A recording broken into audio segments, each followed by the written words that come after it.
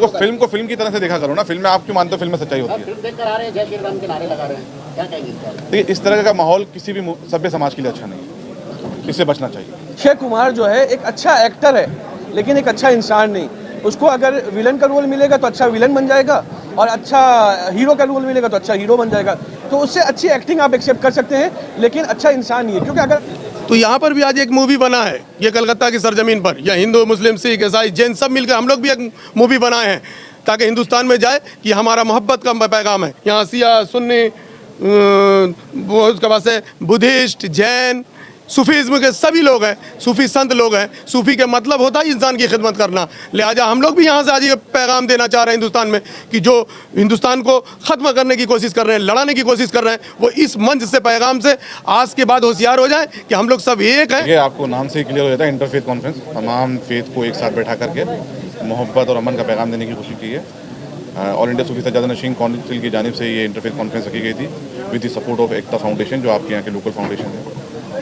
हम लोग पूरे हिंदुस्तान में मुल्क में अमन अमान के लिए काम कर रहे हैं, रेडिकल ऑर्गेनाइजेशंस के अगेंस्ट में काम कर रहे हैं, और मुल्क में अमन अमान कायम रहे, तमाम मज़हब के लोग एक साथ मिलजुल के रहें।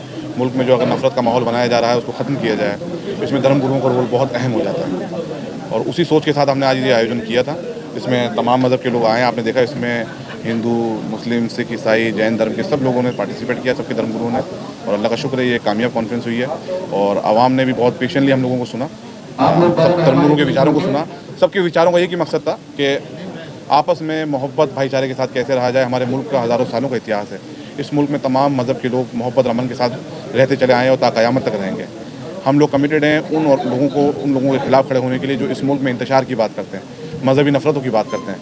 ये मुल्क हिंदुस्तान वाहिद मुल्क ऐसा है जिस पर दुनिया की नज़रें हमेशा लगी रहती हैं कि इस मुल्क में तमाम मज़हब के लोग हज़ारों सालों से कैसे खुशगवार माहौल में रह रहे हैं। तो मुल्क की दुश्मन जो हैं ताकतें, वो हमेशा कोशिश करते हैं कि यहाँ पर मजहबी इख्तलाफात पैदा किए जाएँ, आपस में लड़ाई झगड़ा कराया जाए मज़हब के नाम पे, जबकि धर्म सिर्फ मोहब्बत अमन की बात करता है। के बाद ताजमहल के बाद अजमेर शरीफ, यहाँ भी इस तरह का जिक्र आ रहा है, क्या कहेंगे? हमारा मानना यह है कब तक हम मस्जिद मंदिर और इनके नाम पे लड़ते रहेंगे।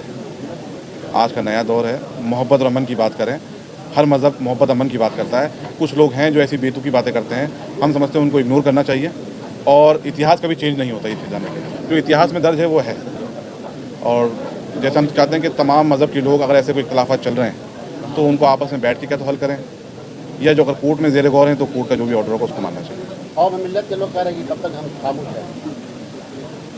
देखिए ये बात सही है, लोगों की दिल आज़ारी होती है। तमाम मज़हब के लोगों को, ज़िम्मेदारों को किसी की दिल आज़ारी ना हो ऐसे शब्दों का प्रयोग नहीं करना चाहिए और ना ही ऐसी बातें करना चाहिए। और जो अगर अदलिया के सामने कोई मैटर पेंडिंग है तो जो भी उनका निर्णय है उसको मानना चाहिए। क्या कौन मिल्लत को क्या पैगाम देना चाहिए? मैं तो चाहूँगा कि हिंदुस्तान हम सब का मुल्क है, इस मुल्क में अमन अमान कायम रहे, हम सब उसके लिए कमिटेड हैं। अल्लाह रब्बुल आलमीन है, अल्लाह का रसूल हज़रत मोहम्मद मुस्तफ़ा सल्लल्लाहु अलैहि वसल्लम रहमतुल लिल आलमीन है। हमारे कौम और मिल्लत का अक़ीदा उन पे है और ता क़यामत तक कायम दायम रखना चाहिए। इंशाअल्लाह इस मुल्क में अमन अमान कायम रहेगा। इस मुल्क की एकता अखंडता के लिए हम लोग काम करते रहेंगे और इस तरीके के मामलात ना आएँ इसके लिए भी हम लोग कोशिश करते रहेंगे। अजमेर शरीफ पे जो उठाया जा रहा है, सवाल उठाया जा रहा है, क्या आप लोगों ने कुछ लेटर वगैरह दिया है? देखिए हम लोगों ने जवाब दे दिया था वक्त आने पर और ये मैटर अब क्लोज हो चुका है। आपकी मीडिया के जरिए ही माशाल्लाह वो सब चीज़ की हकीकत दिखा दी गई थी। अब ये मैटर वहाँ पर पेंडिंग है। बस यही बोलना चाह रहे हैं कि जो अजमेर से सैयद नसरुद्दीन चिश्ती साहब आए हैं, उन्होंने सपोर्टेड बाई एकता फाउंडेशन की जानिब से ये प्रोग्राम हुआ। उन्होंने हिंदुस्तान में यही पैगाम देना चाहा कि हम लोग यहाँ पर इस्लाम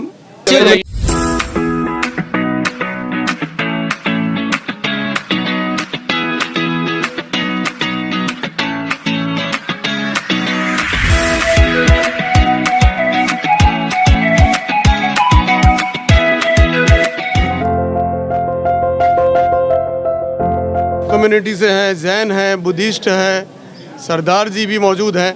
हम लोग सब मिलकर यही पैगाम हिंदुस्तान में दिल्ली तक देना चाह रहे हैं कि हम पूरे कौम के लोग एक हैं और हिंदुस्तान हमारा जो फूलों का गुलदस्ता है, कल भी था, आज भी है, क़यामत तक रहेगा। यहाँ से मोहब्बत का पैगाम दिया जा रहा है।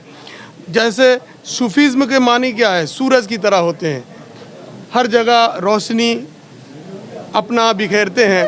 और सूफीज़्म क्या है, भूखे को खाना खिला देना, गरीबों की मदद कर देना, अंधे को रास्ता बता देना, और सबसे बड़ा सूफीज़्म का मतलब है इंसान की खिदमत करना। लिहाजा इस मंच से यही पैगाम पूरे हिंदुस्तान में दिया जा रहा है कि हम लोग सब मजहब के लोग एक हैं, एक साथ हैं और हमेशा एक साथ रहेंगे। मस्जिदों पे बुलडोजर चलाने की बात हो रही है, क्या कहेंगे इस पर? अब इस पे तो सुप्रीम कोर्ट जो फैसला देगा, हम लोग तो संविधान को मानते हैं, लिहाजा हम तमाम लोगों को कहेंगे कि आप सब्र से काम लें। अल्लाह बहुत बड़ा है, जो सुप्रीम कोर्ट फैसला देगी हम लोग मानेंगे, इसलिए कि हम लोग इस देश में संविधान को मानते हैं और मानते रहेंगे। सबसे पहले हम लोग हिंदुस्तानी हैं, उसके बाद कोई मुस्लिम है, हिंदू है, क्रिश्चियन है, सबसे पहले हम हिंदुस्तानी हैं। लिहाजा हम सुप्रीम कोर्ट के जो भी आदेश आएगा हम उसको मानेंगे। देती है पूरे मुल्क में जहर फैलाने के लिए एक मूवी भी बन रहा है। इस तरह से मूवी दिखा करके देखा गया कि अभी एक मूवी कश्मीर फैलाया था, और लेकिन अभी भी कश्मीरियों का वही हाल है। तो यहाँ पर भी आज एक मूवी बना है, ये कलकत्ता की सरजमीन पर, या हिंदू, मुस्लिम, सिख, ईसाई, जैन सब मिलकर हम लोग भी एक मूवी बनाए हैं ताकि हिंदुस्तान में जाए कि हमारा मोहब्बत का पैगाम है। यहाँ शिया, सुन्नी, वो उसके बाद से बुद्धिस्ट, जैन, सूफीज़्म के सभी लोग हैं, सूफी संत लोग हैं। सूफी के मतलब होता है इंसान की खिदमत करना। लिहाजा हम लोग भी यहाँ से आज ये पैगाम देना चाह रहे हैं हिंदुस्तान में कि जो हिंदुस्तान को ख़त्म करने की कोशिश कर रहे हैं, लड़ाने की कोशिश कर रहे हैं, वो इस मंच से पैगाम से आज के बाद होशियार हो जाएं कि हम लोग सब एक हैं, एक रहेंगे। सारे जहाँ से अच्छा हिंदू सीता हमारा, हम बुलबुलें हैं इसके, ये गुल सीता हमारा के तमाम चैनल के माध्यम से कहना चाह रहे हैं पूरे हिंदुस्तान के हिंदू, मुस्लिम, सिख, ईसाई, आप मिल के रहिए, हिंदुस्तान को हिंदुस्तान ही रहने दीजिए। एकता फाउंडेशन बहुत अच्छा काम कर रही है। इससे पहले भी लॉकडाउन में उन्होंने बहुत खिदमतें की है। कोई भी प्रोग्राम होगा कोरोना के समय में, लिहाजा एकता फाउंडेशन के दो जान हैं, जिस एक साबिर अली, एक जावेद अली, दोनों ने एकता फाउंडेशन के लिए बहुत काम कर रहे हैं। मेरी दुआ है कि उनकी उम्र दराज हो और अच्छा से काम करें और एक इंसान का खिदमत का, अखलाक का, किरदार का काम करें। लिहाजा हम उनके साथ हैं। जो भारत है, तो भारत में हिंदू मुसलमान एक साथ आए लगभग हजारों साल, तो सूफीज़म का बहुत बड़ा पार्ट होता है हम लोग का ये भारत में। और हम लोग का पश्चिम बंगाल में एक आदमी का जन्म हुआ था 1486 साल में, वो था चैतन्य महाप्रभु। चैतन्य महाप्रभु सबको मिलजुल के रहने का बाद हम लोग को बोला, हम लोग चैतन्य महाप्रभु का फॉलोवर है, वैष्णव है। हम लोग मांगता है जो हमारा हिंदुस्तान में भाईचारा बना रहना चाहिए, इसलिए हिंदू मुसलमान हम लोग एक साथ है। और इसका साथ भी हमारा साथ सिख भी है, जैन भी है, बुद्धिस्ट भी है। मेनली हिंदू मुसलमान का भाईचारा मेन पार्ट है हमारा हिंदुस्तान का। वो पूरा हम लोग का जितना दिन भारत रहेगा तो भारत में वो भाईचारा।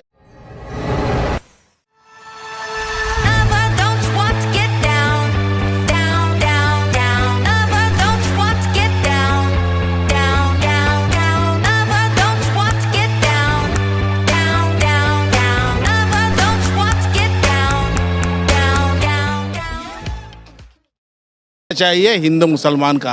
सम्राट पृथ्वीराज चौहान एक मूवी आई है अभी, उसमें देखा जा रहा है कि गेरुआ गमछा रख करके जब घर से निकल रहे हो तो वहाँ पे जय श्री राम के नारे लगा रहे हैं। ये देश कहाँ जा रहा है? जय श्री राम को नारे लगाना, राम को नाम बोलना कोई बुरा बात नहीं है। सबसे बुरा बात है कोई वो हिंदू मुसलमान भाईचारा का विनष्ट करना चाहता है तो वो है बुरा बात है। कोई बोलेगा अल्लाह अकबर, वो जो वो होगा मुसलमान तो अल्लाह अकबर तो अच्छा जब उससे लेंगे ना। आदमी लोग का ये सोचना चाहिए, इतिहास तो इतिहास है, हिस्ट्री तो हिस्ट्री है। हिस्ट्री को जो हिस्ट्री हुआ है हजारों लगभग हजारों साल पहले, वो हिस्ट्री का टाइम में हिंदुस्तान का एक अलग सिचुएशन था। अभी सिचुएशन सर्कमस्टेंसेस चेंज हो गया है, तो हमारा आज़ाद हिंदुस्तान में भाईचारा बना रहना चाहिए हिंदू मुसलमान सिख ईसाई सबको। बहुत खूबसूरत पैगाम, बहुत अच्छा प्रोग्राम, बहुत खूबसूरत पैगाम। और इस एकता फाउंडेशन का काम हमेशा रहा, और इस फाउंडेशन में अगर आप देखिए तो वर्ड जो यूज़ हुआ है वो एकता यूज़ हुआ है। तो ये ख़ुद अपने लिए एक पैगाम है ये फाउंडेशन, और बेहतरीन पैगाम देता है, क्योंकि आज की सियासत जो है पूरे हिंदुस्तान की, वो आज कलकत्ता के इस होटल में आके देख ले कि जो आपको पढ़ाया जा रहा है, जो आपको सिखाया जा रहा है, उससे हकीकत से कोई ताल्लुक़ नहीं है।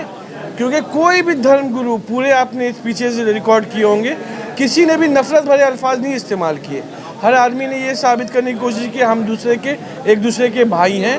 तो इस भाईचारगी को बरकरार रखना चाहिए, और यूथ के लिए ये पैगाम है कि अपनी आंखों को खोलो, ये मत देखो कि लोग क्या बोल रहे हैं। सर, आप भाईचारगी की बात कर रहे हैं, देश में इस तरह से देखा गया है कि न्यूज़ एंकर्स के लिए टीआरपी बढ़ाने के लिए कोई भी हरबा हो वो एक्सेप्ट करेंगे, वो यानी अपने चैनल को मशहूर करने के लिए वो अगर चाहें तो किसी हद तक गिर सकते हैं, उनका कोई भरोसा ना कीजिए। और इस्लाम और नबी सल्लल्लाहु अलैहि वसल्लम, इतना मैं समझा दूं कि उसने कभी किसी मज़हब को बुरा कहने की इजाज़त नहीं।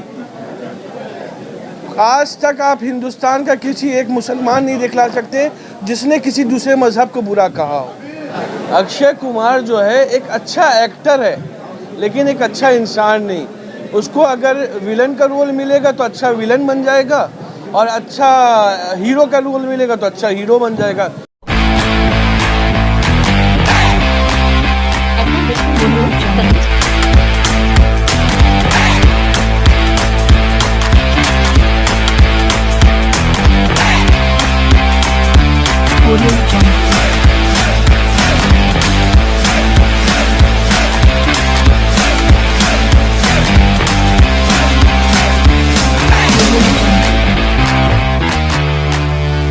तो उससे अच्छी एक्टिंग आप एक्सेप्ट कर सकते हैं, लेकिन अच्छा इंसान नहीं है। क्योंकि अगर अच्छा इंसान होता जो अच्छी एक्टिंग, जैसे मिसाल का एक क्लिप आई थी उसकी, बहुत वायरल हुई थी, एक फिल्म थी गब्बर, उसमें वो दिखलाया कि इंसान के लिए कैसे वो दौड़ता है, कैसे मेहनत करता है।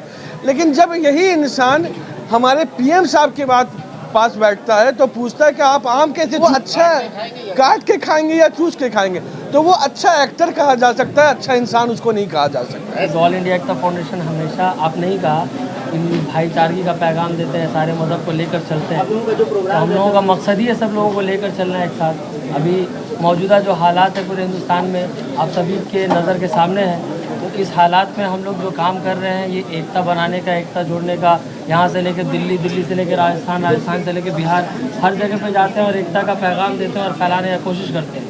ये चीज़ अगर बहुत सब लोगों को समझ में आ जाए, सारे लोग अगर इस चीज़ पे इत्तेहाद कर ले और एकजुट हो जाएं, तो जो मौजूदा हालात है वो जल्द से जल्द बदल जाएगा। यहाँ पे जितना हो सकता है अपने हैसियत के हिसाब से हम लोग काम कर रहे हैं, और उम्मीद है कि आने वाले वक्त में अल्लाह पाक हम लोग को ऐसा ही काम हम लोगों से लेता रहे। एकता फाउंडेशन का क्या और प्लानिंग है? प्लानिंग एकता फाउंडेशन का है भाई, ऑल ओवर इंडिया का ये ऑर्गेनाइजेशन चला। प्लानिंग होती है, आप लोगों की क्या प्लानिंग है? गवर्नमेंट की प्लानिंग होती है, हम लोग तो गवर्नमेंट से है नहीं, एक सोशल एनजीओ है, ये नेशनल ऑर्गेनाइजेशन है। प्लानिंग यही है कि ज़्यादा से ज़्यादा लोगों तक भला पहुंचा सके, भलाई कर सके उनका, किसी भी मुद्दे, किसी भी मामले पे रोड पे उतर के उसका मूवमेंट कर सके। शायद हम लोग के थ्रू बहुत सारे काम जो ना हो पा रहे वो हो जाएं, कुछ ऐसा आगे चल के ये संगठन इतना मजबूत हो जाए कि सरकार हमारी बात सुनने पे मुतहिद हो जाए। तो यही सब प्लान है। देखिए, आज हम लोग का स्टेज जो सजा हुआ था उसी में हम लोग का मकसद आपको पता चल गया होगा। इसमें हिंदू भी थे, सिख भी थे, क्रिश्चियन भी थे, ईसाई भी थे, जैन भी थे, मुस्लिम भी थे, और मुसलमानों में भी सारे फ़िरका थे। इसमें जितने भी मसलक के कौम है, सारे मसलक थे। हमारा मकसद ही यही है कि मुल्क में जो नफ़रत, आज देखिए बात बात पे कई मस्जिदों से शिवलिंग निकाल दिया जा रहा है, कई मंदिरों का मुद्दा उठाया जा रहा है, तो एक तबका जो है हिंदू और मुसलमान के बीच में नफ़रत ढाल के, जो हमारी गंगा यमुना तहजीब है, जो हिंदू मुस्लिम की एकता है, इसको तोड़ना चाहता है। इस एकता को तोड़ने वाले के खिलाफ हमारी एकता है। इसलिए हमारी मकसद है कि मुल्क में एकता बनी रहे, भाईचारगी बनी रहे। इसीलिए हम लोग जगह जगह जाकर एकता की बात करते हैं, भाईचारगी की बात करते हैं, अमन की बात करते हैं, मोहब्बत की बात करते हैं। हमारा मकसद यही है, और इस अमन मोहब्बत के लिए हम लोग आगामी दिन भी लड़ेंगे, और इसी के लिए हमारी जो एनजीओ है एकता फाउंडेशन काम करेगी। फाउंडेशन क्या रास्ते में आएगी जिस तरह से मसाजिद पे बुलडोजर चलाने की बात हो रही है? बिल्कुल, अगर ऐसा चला, ऐसा जो माहौल बना, तो हम लोग घर पे बैठे क्यों रहेंगे कि कल को किसी और का घर जलेगा तब हम रास्ते पर उठेंगे। किसी का भी घर जले तो घर हमारा चला, यही सोच हम लोग को रखना होगा। अगर हर एकता फाउंडेशन नहीं, हिंदुस्तान का हर नागरिक को आज किसी का भी घर जले, किसी का भी इबादत गाह को अगर तोड़ा जाए, किसी का भी अगर कोई भी धर्म का भगवान को, कोई भी धर्म का अगर मैसेंजर, कोई भी धर्म का गॉड को अगर कोई भला बुरा कहे तो उसके खिलाफ हम लोग रास्ते में उतरेंगे। ये लॉकडाउन से पहले जो ऑल इंडिया एकता फाउंडेशन का जो काम है, जो काम करने का तरीका जो है, not only people all over country के लिए और ख़ास करके कम्युनिटी के लिए जो आदमी को करना चाहिए, जो सोच होना चाहिए, ये सोच एकता फाउंडेशन वाला का जो नेशनल प्रेसिडेंट है, चेयरमैन है, इन लोगों को देख के हम इन फाउंडेशन का संग हम जुड़ा हुआ है। तो हम यही बोलेगा, ये तो एकता फाउंडेशन का अभी शुरुआत है। आप पहले ही जो बोला था 5 साल का प्लानिंग होता है, ये तो एनजीओ है, एक संग 5 साल का प्लानिंग नहीं होगा, लेकिन जो चालू हुआ इंसान के लिए और इंसानियत के लिए एकता फाउंडेशन लड़ रहा है और आगे भी लड़ता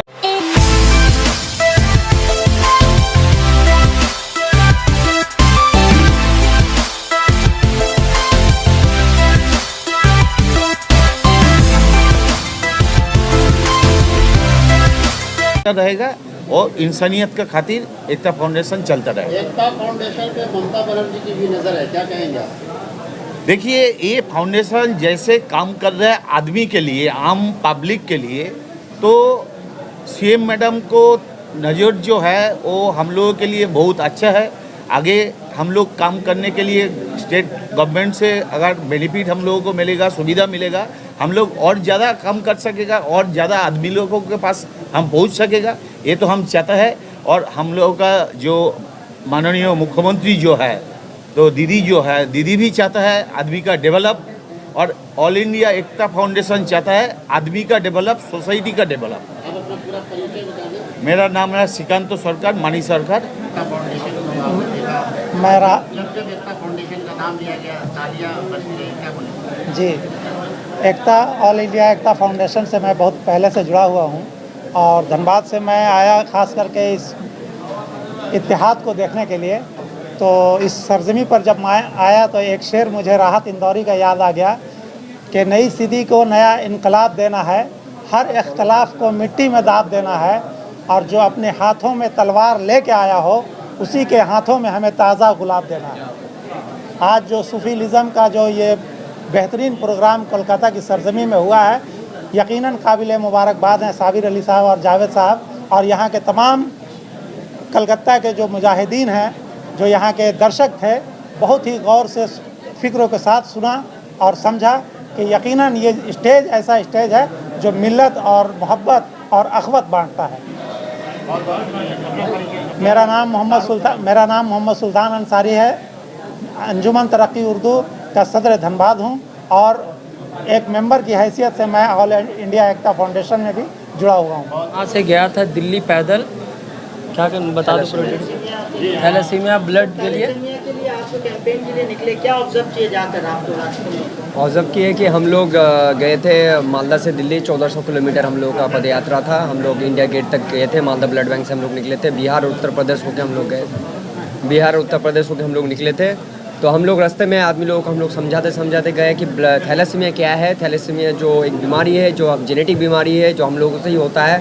तो 95% आदमी को पता नहीं है कि थैलेसीमिया चीज़ क्या है, थैलेसीमिया होने से क्या होता है। तो थैलेसीमिया एक ऐसा चीज़, ऐसा मतलब बीमारी है कि हर महीना 2 बार या 3 बार खून देना पड़ता है जो बच्चों को थैलेसीमिया होता है, जो थैलेसीमिया पीड़ित बच्चा है। तो इसका मतलब 18 से 20 साल ये बच्चा बचता है, कभी कभी 2-3 साल में भी बचता है, क्योंकि खून का कमी होने से हीमोग्लोबिन जो है हम लोग का शरीर में जो तैयार होता है, उन लोग का शरीर में हीमोग्लोबिन तैयार नहीं होता है। आपको लेटर वगैरह भेजे थे, क्या कहना चाहिए? हम लोग लेटर दिया है वहाँ पे, स्वास्थ्य मंत्री को जो है हम लोग लेटर दिया है। और बंगाल का सरकार से एक ऑलरेडी बिल पास हो चुका है और थैलेसीमिया को लेकर कि 16 सप्ताह में वो थैलेसीमिया का टेस्ट करना ज़रूरी है। ऑल इंडिया सूफी सज्जादा नशीन काउंसिल की तरफ से इंटरफेथ कॉन्फ्रेंस रखा गया था और ये एक बहुत ही खूबसूरत प्रोग्राम जो यहाँ ऑर्गेनाइज़ किया गया ऑल इंडिया एकता फाउंडेशन के डायरेक्टर और प्रेसिडेंट की तरफ से साबिर अली और जावेद की तरफ से मैं तहे दिल से शुक्रिया अदा करना चाहूँगा। और मुझे यहाँ आकर बहुत ही खुशी महसूस हो रही है कि एक ही मंच में जिस तरह से बंगाल की खूबसूरती जो है इकाई में है, सेक्युलरिज्म को जो प्रमोट यहाँ से किया जाता है वो आज यहाँ पे फिर से उजागर किया गया है। जिस तरह से हम लोग आज इस मंच में देखा कि हम लोगों ने हिंदू, मुस्लिम, सिख, ईसाई, फारसी, बौद्ध, जैन, दलित सब मिलकर इस प्रोग्राम को यहाँ जो आज सक्सेस किए हैं, माशाल्लाह ये बहुत ही काबिल तारीफ़ है।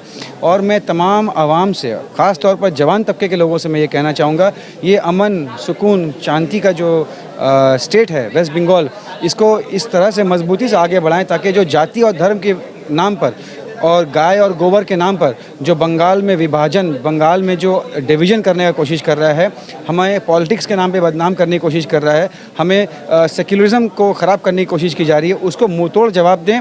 इसके लिए सबसे ज़्यादा ज़रूरी है हमको एक रहना चाहिए, क्योंकि हम लोग बंगाल में हर कम्युनिटी, जिस तरह से रेड रोड में हम लोग बकरीदों की नमाज़ पढ़ते हैं, उसी तरह से ईद की नमाज़ पढ़ते हैं, उसी तरह से हम लोग जो है बकरीद रेड रोड में ममता बनर्जी की क़यादत में, ममता बनर्जी हमारी honourable chief minister of West Bengal, उनकी क़यादत में हम लोग जो है वहाँ पे इंडिया का सबसे बड़ा कार्निवल, जो दुर्गा पूजा का कार्निवल वहाँ निकाला जाता है, जो भसान देखते हैं हम लोग, वो पूरा इंडिया और पूरा वर्ल्ड विटनेस करता है। बंगाल जो है आज सबसे सेक्युलरिज्म अगर सीखना है तो बंगाल से सीखा जाता है। बंगाल में सेक्युलरिज्म का आवाज़ उठता है, इकाई का आवाज़ उठता है, भाईचारगी का आवाज़ उठता है, तो बंगाल से उठता है। इसको आज वापस से ऑल इंडिया एकता फाउंडेशन ने उजागर किया है। मैं एक साईं डिवोटी हूँ, मैं साईं को मानने वाला हूँ। साईं कभी नहीं बोला हिंदू क्या है मुस्लिम को, आज तक कोई बता ही नहीं सका। तो उससे मैं प्रेरणा लेता हूँ कि बाबा जैसे हमारे बोलते हैं कि मतलब सबका मालिक एक, तो हम समझते हैं सब एक है। अभी आप खड़े हैं, आप क्या है हमको नहीं मालूम, हम क्या हम नहीं मालूम, पर हाँ नारे लगा रहे, क्या मैसेज जाता है? मैसेज से कुछ बोले ना, जो रबानी साहब बोले ना, हमको किसी के बोले, कोई हमको बोला कि अस्सलाम वालेकुम बोले तो हमको शर्म नहीं लगेगा। जो कहने मतलब क्या, एक भाईचारे की अदब होता है, जैसे सलाम। इससे कहने मतलब क्या है, मतलब टेररिज्म फंसाने वाला बोलने वाला बात है, लोगों को भिड़ाने का बात है, यही बात है और कोई ऐसा कोई बात नहीं है। मैसेज देना चाहता हूँ कि हम नहीं मैसेज देना चाह रहा हूँ कि ऐसा बोलने कोई उचित नहीं बनता है। आप फिल्म तो अपने मन में है, गुलाम बोले कि हम मंदिर में जाए तो मंदिर में जाए श्री राम बोले अच्छा, मस्जिद में तो सलाम वालेकुम बोले तो वो अच्छा लगता है। एक मस्जिद में जाके मंदिर का बात करें, मंदिर में मस्जिद वो जमता नहीं है। यही हमारा यही पैगाम हमारे। मेरा नाम अनिल जायसवाल साईं, मैं एक जायसवाल समाज का क्या नाम चेयरमैन हूँ।